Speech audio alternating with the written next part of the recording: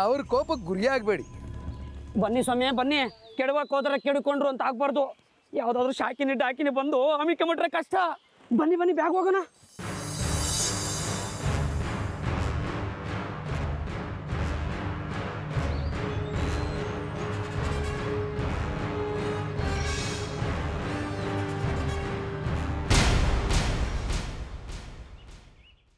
ಸುಂದ್ರಿ ನಿಂತ್ಕೊಳ್ಳೆ, ಎಲ್ಲೆಲ್ಲಿ ಹುಡ್ಕೋದು ನಿನ್ನ?